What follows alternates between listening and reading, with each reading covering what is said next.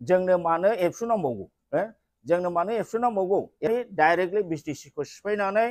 Simple पन्चायती राज लाबोनांगौ panchayat election खालामनांगौ panchayat secretary appointment होनांगौ अर्थात जेनेरेल बे आसाम बादि जाहैबाय बिदिनो दं प्रमद बर'खौ आं बुंगोन 6 शेड्यूलनि हाखौ खुनु नन ट्राइबेल मानसिया मोना खुलुमबाय रायजो राजा नोंथांमोन दिनै नोंथांमोननि सिगाङाव बर' हारिनि अबस्था आरो बर' हारिनि जोंनि गेदेमा माहारियारि आफादनि दैदेनगिरि माखासे बिथांमोननि सायाव बाथ्रा बुंनो थाखाय आङो दिनै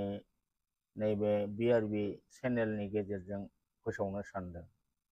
दा गिबि गिबियाव बयखौबो आङो रायजो राजाखौ खुलुमग्रोबाय आरो बयबो रायजो राजाखौ आंथ' आगोलनिफ्राय गोबां बाथ्रा बुंबोबाय बे बाथ्राफोरखौ जाहाथे नोंथांमोनहा जुदि नायदोंब्ला मोजाङै जाहाथे नायो आरो नोंथांमोनहा जाहाथे जुक्ति बाथ्राखौ माने मोजाङै बिजिरनानै नाय आं बुंनाय बाथ्राफ्रा जुदि हारिनि क्षति जादोंबा आं बेनि थाखाय क्षमा बियो रायजोफोर आं जा बुंबोदों सैथो बाथ्राखौनो आङो फोरमायबोनो नाजाबोगासिनो दङ आरो दिनैबो आङो बर' हारिनि बे अलखद समाव जोंनि माहारियारि गेदेमा दैदेनगिरि दिपेन बर' आरो जोंनि दा राजखान्थि हान्जानि दा दैदेनगिरि जाबाय गोदो बिथाङाबो बर' माहारियारि आफाद दुलाराय बर' फरायसा आफादनि मोनसे समनि प्रेसिडेन्टमोन दा बिथांमोननि जे बर्तमाननि जे रल सासे संगठननि मालिक हिसाबै आरो माहारियारि आफाद दुलाराय बर' फरायसा आफादनि आफादगिरि हिसाबै दुलाराय बर' फरायसाफोरखौ दैदेनग्रा हिसाबै बिथांमोननि दिनैनि रला माबादि जादों बेखौ नोंथांमोनहाबो नोजोर होनाया मोजां अबजार्भ खालामनाया मोजां एनालाइसिस खालामनानै नायनाया मोजां जे बिथां दिपेन बर' आरो बिथां प्रमद बर' बिथां सानैनि जे जाथिनि लिडार जानानै बे बिथां सानै लिडारनि जे एक्टिभिटिस जे बेबहार पाति जे खोथा बाथ्रा बुंनाय बेयो गमामायै हारि सिबिसुलानि बाथ्राफोर जादोंना हारि सिबिसुला होननानै बिथांमोनखौ जोङो बुंनो हायोना बे मोनसे दिनै कुइसन जादों रायजो राजा नोंथांमोनहा नाय दिनै प्रमद बर' बिथाङा एबसुनि दैदेनगिरि जानानै आफादगिरि जानानै बेसेबा गोबाव सम बिथाङा सेपारेट स्टेट बड'लेण्डनि थाखाय डिवाइड आसाम 50-50 नो बड'लेण्ड नो रेस्ट होननानै स्ल'गान गायबोनानै बर' सेंग्रा सिख्ला बर' फरायसाफोरनि गोसोखौ बिथाङा जै खालामनानै फैदोंमोन आरो बयबो रायजो राजायानो बिथांनि सायाव मोनसे फोथायनाय दंमोन जे आगोलाव बड'फा उपेन्द्रनाथ ब्रह्मनि दैदेननायाव बर'लेण्डआ जायाबाबो एबार प्रमद बर'नि दिनाव जागोन बिथांमोनहा रायजो राजायानो बयबो फोथायदोंमोन नाथाय दिनै प्रमद बर' बिथाङाबो बे बर'फानि जेनाखि थांखि सेपारेट स्टेट बेखौ लानानै आन्दलन खालामनानै 2020नि 27 जानुवारियाव बिथाङा गोरोबथा खालामबाय आसाम गभर्नमेन्टजों सेन्ट्रेल गभर्नमेन्टजों आरो दुलाराय बर' फरायसा आफादजों बे गोरोबथायाव बिथाङा जे बिटिआर सुक्ति खालामदों बे बिटिआर सुक्तिया रायजोफोर ओरैबायदि खहा खारक माने सुक्ति बियो जोंनि बिटिसिआव मोनखानाय गोबां मोजां दफा जायनि दारै बिटिसिआव जोङो थाखा फैसा मोननायनि राहा दंमोन जायनि दारै जोङो बिटिसिआव एपइन्टमेन्ट होनो हानाय गोहो दंमोन बिटिसिनि officer staff top to bottom fourth ग्रेडनिफ्राय टप क्लासनि अफिसारफोरखौ कन्ट्रल खालामनायनि जे गोहोफोर दंमोन बेफोर गासिखौबो माने कर्तन खालामजोबनानै फोजोबस्रांनानै बिथाङा माने हारसाफोरनो बा आसाम गभर्नमेन्टनो बिटिसिनि पावारखौसो बिटिआर सुक्तिनि दारै हरफिनदों खासा दैमा दैसा बिलो बिलोमा आरो पिजिआर बिजिआरनि हानि जे प्रटेक्शन होनायनि गोहो बेखौबो प्रमद बर'आ आसाम सरकारनो हरफिनजोबदों आरो प्रिन्सिपाल सेक्रेटारिनि जायगायाव चिफ एक्जिकिउटिभ अफिसार लाबोदों बेफोरबायदिनो गोबां खहा जानाय बिटिसिनि एग्रिमेन्टआव दङ जेरै गामि दानख'नाय दा गामि दानख'नायखौ मैयासो जोंहा चिफ मिनिस्टारा बुंबाय जे बहुद बर' गामिया गावनो दरखास्त होदों गाव माने बेखौ बर'नि दरखास्तखौ बिसोरनि दुखुखौ आं सुफुंनांगोन गतिके गामिखौ दानख'नांगोन बे धरननि खोथा बुंबाय दिनै दाखालि दिलीप शइकियाया 6 शिड्यूल आरो ट्राइबेल बेल्ट एंड ब्लक एकेलगे थानो हाया बबेबा मोनसेखौ गारनांगौ होननानै बुंबाय नाथाय बे खोथाया जोंनि रायजो राजाया माबायदि लादों नाथाय बे बिराद सिरियास बेयो बिराद ओरैबायदि खैसारखा बिसोरनि बाथ्राया जेन बिटिसि आरो 6 ट्राइबेल बेल्ट एंड ब्लक बे मोननैखौबो फोजोबस्रांनायनि बाथ्रा बिथांमोनहा दिनै रोखा रोखायै बिखा फोरदाननानै बुङो रायजोफोर दिनै ट्राइबेल बेल्ट एंडखौ सिगाङाव बोखारोब्ला बिनि नेक्स्ट माखासे बोसोरावनो बिथांमोनहा दिनै 6 शिड्यूलखौबो बोखारगोन जुदि ट्राइबेल बेल्ट एंड ब्लकबो थाया आरो 6 शिड्यूलबो थाया अब्ला बर'हा मा रैखाथि दं मा रैखाथि थागोन रायजोफोर दिनै हा हु मा रैखा खालामगोन बर'आ दिनै 6 शिड्यूल मोननायखायसो जोंनि ट्राइबेलनि हाखौ अना ट्राइबेलफ्रा बायनो मोना होननायावसो ट्राइबेलनि हाया रैखा मोननानै दं दा अब्लाबो हिमन्त बिश्व शर्माया आङो मैयानि मोनसे ससियेल मिडियायाव नुदों जे बिथाङा 15 दिननि गेजेराव माने अना ट्राइबेलफोरनो बिटिसिआव हा होनांगौ होननानै अर्डार होदों अफिसियेल अर्डार होदों दा बेफोर बाथ्राफ्रा दिनै बर' हारिनि थाखाय बेसेबां पयजनास 6 शिड्यूलनि एक्टआ मा बुङो 6 शिड्यूलनि एक्टआव खुनु नन ट्राइबेला खासा मोना नाथाय बिथाङा 15 दिननि गेजेराव अफिसारफोरखौ अना ट्राइबेलफोरनो हा नामजारि होनांगौ होननानै अर्डार होनाया बेसे गिदिर जोंनि 6 शिड्यूलनि बियो अपराध रायजोफोर आरो माबाया जोंना हिमन्त बिश्व शर्मा चिफ मिनिस्टार बिथाङा बुंबाय बिसिडिसि मा बेलाय बिसिडिसिखौ सिफायनांगौ होननानै बिथाङा अलरेडि डिक्लेयार होबाय जे बिसिडिसिखौ माने सिफायनांगौ दा नोंथांमोनहा रायजो राजाखौ आं बेखौनो खावलायो जे नोंथांमोनहा मोजाङै सिन्था खालामनानै नायनोसै जे बिसिडिसिखौ सिफायनायनि डाइरेक्ट मिनिङा मा बिसिडिसिखौ सिफायनायनि डाइरेक्ट मिनिङा बेनो जे 6 शिड्यूलखौ फोजोबनांगौ होमबा नोंथांमोनहा नायदो बे बिजेपिनि आफादगिरि दिलीप शइकिया बुंनाय 6 शिड्यूल बा बेल्ट एंड ब्लकखौ बोखांनाय बे बाथ्रा आरो जोंना हिमन्त बिश्व शर्मानि जेनाखि भिसिडिसिखौ भंग खालामनानै बाहाय पन्चायत इलेक्शन खालामनांगौ होननाय बाथ्राफ्रा जोंनि बिटिसिनि थाखाय बोरै बे गनायथाव बाथ्रा जायो थारमाने डाइरेक्टलि बिटिसिखौ सिफायनानै सिम्पल पन्चायती राज लाबोनांगौ पन्चायत इलेक्शन खालामनांगौ पन्चायत सेक्रेटारि एपइन्टमेन्ट होनांगौ अर्थात जेनेरेल बे आसाम बादि जाहैबाय बेखौनो लाबोनो नागिरगासिनो दङ दा नायदो रायजोफोर बेफोरबादि एथ' बिखा खामथावथाव खास्रि बिस्रि बर' जातिनि बिरोधि खोथा बुंग्रा बे दिलीप शइकिया बे जोंना मानव गेदेर हिमन्त बिश्व शर्मा माने बिथांमोनखौ दिनैसिमबो प्रमद बर' सीएम बिथांजों बर' एबसुनि आफादगिरि दिपेन बर'जों दिनैसिमबो फंसेबो बिथांमोनहा बे बाथ्राखौ हेंथा होआखै प्रतिबाद जानायाखै वार्निं होआखै निश्चय होथारनांगौमोन दिनै मानो वार्निं होदिया थांनाय जेब्लानाखि उपेन्द्रनाथ ब्रह्मखौ 1 मिनिट गेजेराव हजोंहाय दिल्लीयाव फट' माने मुर्ति गायसनो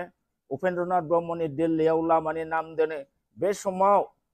सासे असमिया सेंग्राया पाठशालानि रनजित डेका होननाया बर' हारिनि एगेन्स्टै बर'फा उपेन्द्रनाथ ब्रह्मनि एगेन्स्टै ओरैबायदि गाज्रि गाज्रि बुंदोंमोन उपेन्द्रनाथ ब्रह्मखौ एक्सट्रिमिस्ट मानसि बुथारग्रा बेफोरबायदिखौ मानो सनमान होनांगौ बेबायदि बाथ्रा बुंनायखौबो दिपेन बर' बादिया माने खुनु धरननि माने गरिहना बा प्रतिबाद बा काउन्टार स्टेटमेन्ट बिथाङा बुङाखसै बा दिलीप शइकियानि एगेन्स्टैबो बुङाखसै हिमन्त बिश्व शर्मानि एगेन्स्टैबो बुङाखसै 6 शिड्यूलखौ सिफायनो नागिरनायखौ प्रतिबाद होआखसै ओमफ्राय रनजित डेकाखौबो जेबो बुङाखसै आरो दिनै मोनसेनि उनाव मोनसे गोबां आयेन दिनै ट्राइबेल बिरोधी सिक्स शिड्यूल बिरोधी माने आसाम गभर्नमेन्टआ जारि खालामगासिनो दं इमप्लिमेन्ट खालामगासिनो दं बेनि सोमोन्दैबो जेबो बुङाखै दिनै बेबादिब्ला जोंनि दुलाराय बर' फरायसा आफादनि दिनै बे दिपेन बर'खौ बर'नि लिडार होननानै जोङो साननांगौ ना हारसानि लिडार होननानै जों साननांगौ दिनै प्रमद बर' बिथांखौ बर'नि लिडार होननांगौ ना हारसानि लिडार होननांगौ दिनै बिथाङा बर'खौ ज्राब गारनानै गावनि भिजन मिशनाव 26 गुबुन गुबुन हारिखौ जौगाखांहोनायनि बाथ्रा आरो बिथांमोननिफ्राय बैफोर हारिनिफ्राय भट मोननानै गावखौ माने CM नि गादियाव लाखिनो कौशलै बिथाङा माने मिशन भिजन आरो गुबुन गुबुन हारिखौ समान बिकासनि समान मर्यादा मोननायनि बाथ्रा बुंबाय थादों मानि थाखाय गावनि व्यक्तिगत माने राजनीतिक केरियारखौ मजबुत खालामनो थाखायसो रायजोफोर बे बाथ्राया बेना जोंनि बर' हारिनि जोबोद हेंथा जोबोद खहाकारक रायजो राजा नोंथांमोनहा बुजिनानै नाय सिक्स शिड्यूलआ मानि थाखाय होनाय जायामोन अटल बिहारी वाजपेयीजों आरो जोंहा LK आडवाणी बिथांजों मानो सिक्स शिड्यूलखौ बर'फोरनो होआ रायजोफोर नोंथांमोनहा मिथिगौ जेब्लानाखि मोनसे हाग्रानि जिब जुनार बिफां लाइफाङा जोबनानै थाङो अब्ला बै हाग्रानि जारिमिनारि जिब जुनारफोरखौ बिफां लाइफांखौ रैखा खालामनो थाखाय सेन्ट्रेल गभर्नमेन्ट स्टेट गभर्नमेन्ट बिसोरो वाइल्ड लाइफ सेंक्सुरी खालामनानै बा टाइगार प्रोजेक्ट बेबादि प्रोजेक्ट खुलिनानै बेखौ प्रोटेक्टेड एरिया होनानै बै जिबफोरखौ बिफांफोरखौ रैखा होनायनि बेबस्थाखौ लायो थिग बेबादिनो LK आडवाणी आरो जोंहा अटल बिहारी वाजपेयी बिथांमोनहा सिन्था खालामदों दिनै भारत स्वाधीन जानायनि आगोलनिफ्राय जोंनि बर' ट्राइबेलनि हानि अबस्था बिसोरनि जनसंख्या स्ट्राक्चार गाथ'नि आरो बेनिफ्राय दिनैनि जोंनि बर'फोरनि संख्या ट्राइबेलनि संख्या आरो ट्राइबेलनि हा हु बिसोरनि जेनाखि अबस्था गासिबो अनाथ ट्राइबेला बेदखल खालामजोब्बाय होमबा बे बर' जाथिया जोबस्रांजोबनोसै बिसोरखौ रैखा होनांगोन बिसोरनि हाखौ जा थांबाय दा आरो गोदानै जाहाथे गुबुन नन ट्राइबेल मानसिया फोजोबस्रांनो हाया बिनि थाखायसो बे सिक्स शिड्यूलखौ होदोंमोन रायजोफोर दा बे सिक्स शिड्यूलआ जोंनि ट्राइबेलनि हा हु सम्पति रैखानि साख्रि बाख्रिनि रैखाथि होनायनि थांनानै थानायनि राहा होनायनि बे मोनसे जोंनि रक्षा कवचमोन नाथाय बे रक्षा कवचखौ मोनखांनानै हाग्रामा महिलारि बिथाङा 17 बोसोर शासनाव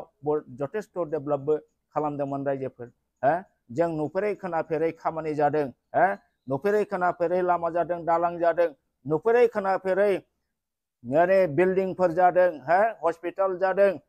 इउनिभार्सिटि जादों कलेज जादों सोमोनांथाव धरनै जोङो डेभेलप जादोंमोन जोंनि बे डेभेलपखौ दिनै गुबुन हारिया सह्य हायाखै रायजोफोर बेखौ नोंथांमोनहा बुजिनांगोन दे दिपेन बर' प्रमद बर'मोन बादि माने बारा साननो हायै जाम्बा प्रकृतिनि मानसिखौ बिथांमोनहा आखायाव लानानै दिनै बिरोधी खोथा बुंनो बिराद साहस मोनबाय बे मानो साहस मोनखो बर'नि six schedule tribal belt and ब्लकखौ थ्रेटनिं होनाय दिनै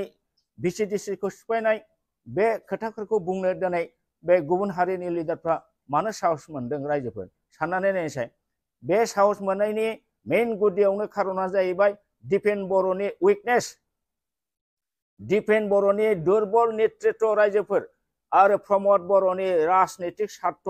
लबिनि थाखाय गावनि स्वार्थनि थाखाय BTCखौ फाननायनि जे पलिसि बा फाननानै अलरेडि बिथाङा जानाय बादि जाहैबाय दा सानैबो बे सानैया माने बुंनो थाङोब्ला जोंनि हारिनि जोबोद बिरोधी हेंथा होननानैनो दिनै बुंजायो आं दुलाराय बर' फरायसा बिथांमोनखौ आं खावलायगोन माने बाबुफोर फंबायफोर नोंसोरो लेखा रोंबाय नोंसोरो दुलाराय बर' फरायसा आफादाव खामानि मावो नोंसोरबो दिनै दिपेन बर'मोननि आखल आखु बिसोरनि बेबहार पातिखौ एसे नोजोर होनानै नोंथांमोनहाबो साननायनि गोहो दङ आरो बुंनायनि मोन्थाय दङ नोंथांमोनहाबो दिपेन बर'खौ एसे बुंनांसिगौ दिनै दिपेन बर'आ मा रोखोमनि बिथांमोनहा एक्टिभिटिस खालामगासिनो दं दिनै एंटि ट्राइबेल एंटि बर' एंटि सिक्स शिड्यूल बाथ्रा बुंब्लाबो दिपेन बर'आ फंसेबो खोथा बुङा मानो थाखाय रायजोफोर होमबा दिपेन बर'खौ जोंनो मानो नांगौ एबसुनि लिडार हिसाबै मानो नांगौ जोंनि हारिखौ गोग्गोम दाद आरो मान सन्मान रक्षा खालामनोसो जोंनो एबसु आरो एबसुनि प्रेसिडेन्ट बेखौ नांगौ नाथाय बे एबसुनि प्रेसिडेन्टखौ एबसुनि प्रेसिडेन्ट बादि दिनै दिपेन बर'आ बाहायाखै नाथाय बिथाङा गावनि बेक्ति सार्थनि थाखाय बेखौ माखासे राजनीति लिडारफोरजों सिं सिं माने लोगो जाखोमानानै बिथांमोननिफ्राय माखासे इन्टारेस्ट लानानै बेक्ति सार्थखौ पुरन खालामनानै दिनै बिथांमोननि सिङाव थानानै दिनै सोलिदों। दिनै दिपेन बर'नि आखुखौ नायोब्ला बेयो इउपिपिएलनि माने एजेन्ट बादि खामानि मावगासिनो दं। दिनै बिजेपिनि बियो एजेन्ट बादि खामानि मावगासिनो दं। जुदि बिजेपिनि एजेन्ट नङाबा दिनै दिलीप शइकियामोन बादिया एट्ट' सिक्स सिडिउल बिरोधी बेल्ट एन्ड ब्लक बिरोधी खोथा बुंबाय। हिमन्त बिश्व शर्माया भिसिडिसि सिफायनायनि हुंखार होबाय। दिनै गभर्नमेन्टनिफ्राय एट्ट' एंटि ट्राइबेल माखासे अर्डार जारि खालामबाय। बेफोरबादिखौ दिनै मानो प्रटेक्शन होबोआखै बादा होबोआखै रायजोफोर। दिनै दिपेन बर'आनो बुंनो थाङोब्ला बर' जाथिखौ फोजोबनाय जानोसै। प्रमद बर'आनो बर' जाति आरो बिटिसि सिक्स सिडिउलखौ फोजोबनाय जानोसै। दिनै बेफोरखौ नुनानै दुलाराय बर' फरायसा आफादनि केडारफोरा डिस्ट्रिक्ट लेभेलनि सेन्ट्रेल लेभेलनि दिपेन बर'नि बादै गुबुन दैदेनगिरि बिथांमोनहा मानो खर' सानो रोंदिया मानो खर' सानो रोंदिया। दिनै ना नोंथांमोनहाबो बयबो दिपेननि खिथु उन उन सार्थबादि राजनीति गेलेनाय सार्थबादि गावनि बेक्ति सार्थखौ पुरन खालामनो बयबो गासिबो होसोजोब्बाय नामा? अब्ला जोंनो मानो एबसु नांबावगौ? जोंनो मानो एबसु नांबावगौ? एबसुनि थांखिया मामोन? एबसुनि थांखिया लिडार जानानै सिं सिं गुबुन लिडारफोरजों थाखा गोनां लिडारफोरजों बा रुलिं पार्टिजों सिं सिं लोगो जानानै गावनि गांनाय उखैनाय उदैनि गांनायखौ सुफुंनायानो एबसुनि थांखिमोन नामा रायजोफोर? साननानै नायनोसै। दिनै बिथांमोननि आखलाथ' बेखौनो फोरमायगासिनो दं। नंखायनो आं दिनै खावलायगोन दुलाराय रायजो राजाया जे दिपेन बर'आ जा बुङो बेजों थांजोबनो नांला। दिनै बिथांनि दाय दसखौ बिजिरनानै नाय। आंनि मथेब्ला बिथांमोनहा जा दासिम जा मावदों प्रमद बर'जों दिपेन बर'जों क्वाइट बर' बिरोधी ट्राइबेल बिरोधी बिटिसि बिरोधी सिक्स सिडिउल बिरोधी। बेनिखायनो बेफोरबादि लिडारखौ दिनै जों रिजेक्ट खालामनायनि दिन फैबाय रायजोफोर। रिजेक्ट खालामनायनि दिन फैबाय। सान माव माने दुलाराय बर' फरायसा आफादनि जे स्पिरिट दुलाराय बर' फरायसानि जे थांखि बेखौ मोगथाङाव लाबो। दिनै नोंथांमोननि डेलिगेट सेसनफ्राव डिबेट जायोना जाया आंहा सन्देह जादों। दिपेन बर'आ माबा डिक्टेटरशिप बादि कमान्ड होनानै एबसुखौ डमिनेट खालामनानै गावनि आखाइ मुथायाव दोनजोबनाय बादि जों नुयो। दिनै बर' सेंग्रा सिख्लाफ्रा दिनै right to express right to speech होननाय जिनिसखौ दिनै बाहायनो रोङाखै। खोथा बुंनायनि दिनै जोंहा बर' सेंग्रा सिख्ला एबसुनि केडारफ्रा दिनै गोहो बोलो गैला। बे गोहो बोलोखौ दिपेन बर' बिथाङा साप्रेस खालामनानै दोननाय बादि जों नुयो। नाथाय आं बुङो बियो बर' सेंग्रा सिख्ला एबसुनि केडारफोरनि बे खामानि जानो नाङा। नोंथांमोनहा बयहाबो राइट टु एक्सप्रेस दं। नोंथांमोननि सायाव बर' रायजो राजाया जाथिया गेरेमसा जागोन, जाथिया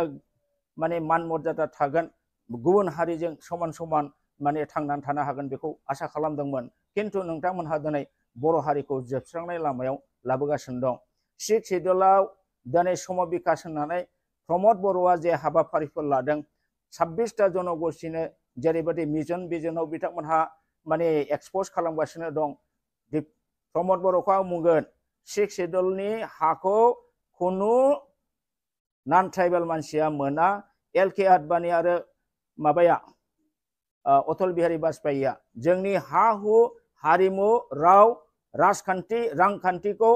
रैखाथि होनो थाखायसो बे सिक्स सिडिउलखौ होदोंमोन। दिनै नोंथांमोनाव सिक्स सिडिउलनि इम्परटेन्सखौ नोंसोरो एकदम गैया खालामबाय। भेलुखौनो नोंसोर दोननो सानाखिसै। गुबुन हारिनि एंटि बर' एंटि ट्राइबेलनि सेन्टिमेन्टनि लिडारजों नोंसोर गाइडेड जानानै सोलिगासिनो दं। नोंथांमोनहा बे आखल आखुखौ गार। माने जोङो बर' हारिया गोग्लैसोनानै थानाय, गुबुन हारियाथ' मालाय जौगाखांजोबनाय। दा बिथांमोनखौ सम अधिकार होनानै दिनै ट्राइबेलनि हा हुखौ खास हाफोरखौ हारसाफोरनो होदलाबायनाया बियो सिक्स सिडिउलनि बिरोधी। आरो दिनै डिसिफोरखौ नोंथाङा डिसिफोरखौ आसाम गभर्नमेन्टआ ओरैबायदि षड्यन्त्र खालामदों बेयो गासिबो जोंहा मानव गेदेरनि CMनि खामानिजों बड'लेण्ड वेलफेयार डिपार्टमेन्ट खुलिनानै बिनि सेक्रेटारि बानायदों। बड'लेण्ड वेलफेयारनि सेक्रेटारि होनानै बिसोरखौ डाइरेक्ट दा बिटिसिनि सेक्रेटारि बानायदों।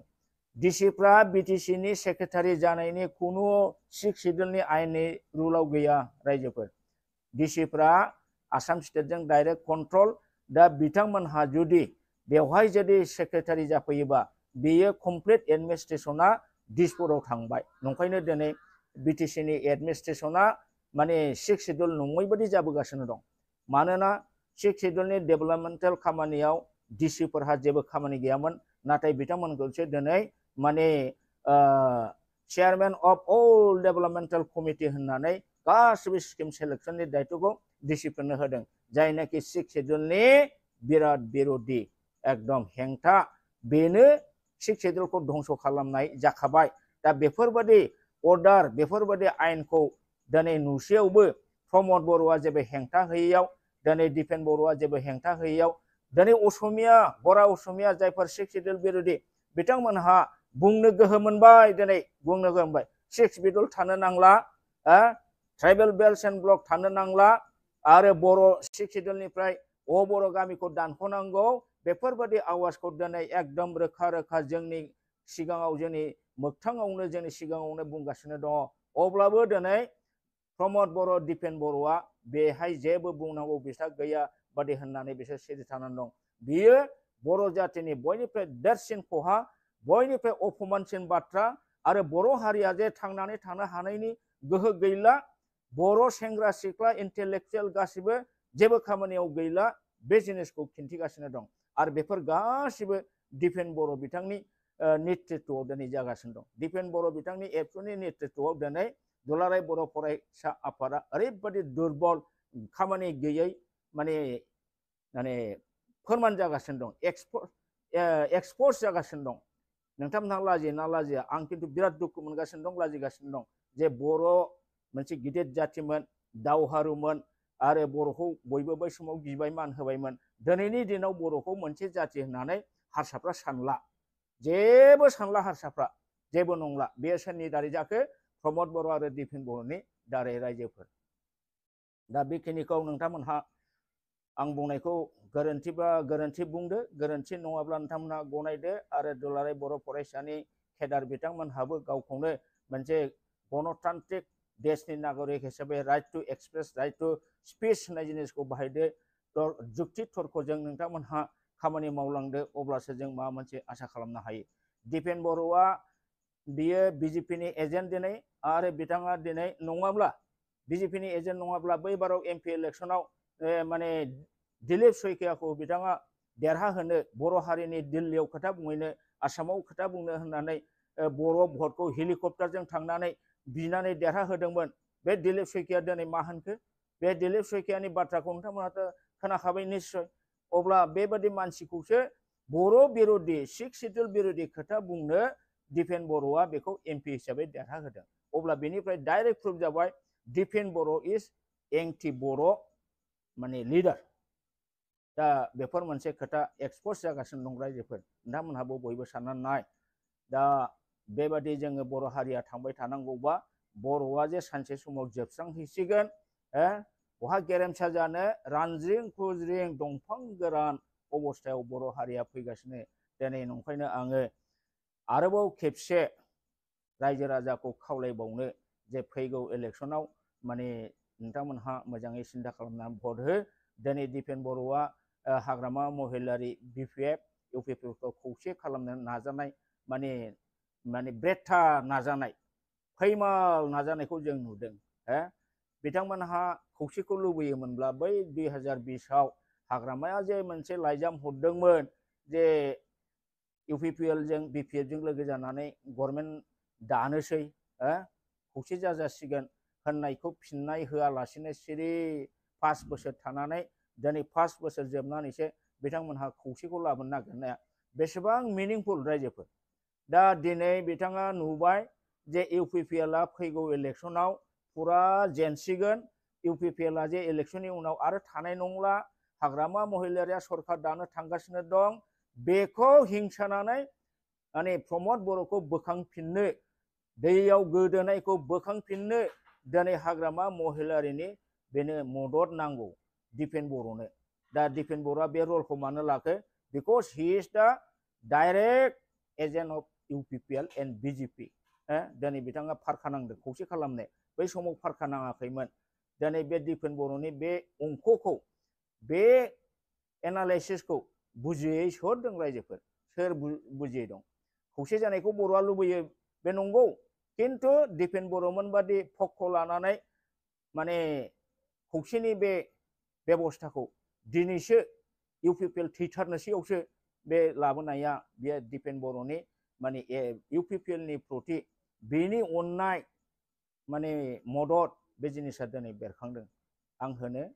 बे खौसेनि प्रसेसा मालाबाबो जाफुङा दिपेन बर'आ जनानै था नोङो बर' हारिनि मालाबाबो मोजां सानग्रा व्यक्ति नङा होननानैसो आं नों बुंगोन बर' सेंग्रा सिख्लाफोरनि स्पिरिटखौ केपासिटिखौ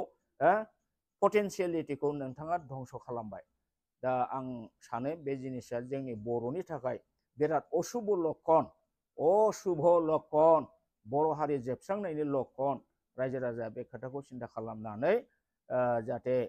फैगौ इलेक्सनाव मोजाङै मोजां सिन्था खालामनानै भट होयो आं बेखौबो खावलायबाय गोजोन्थों 20 मिनिटनि बारबावबायसो दं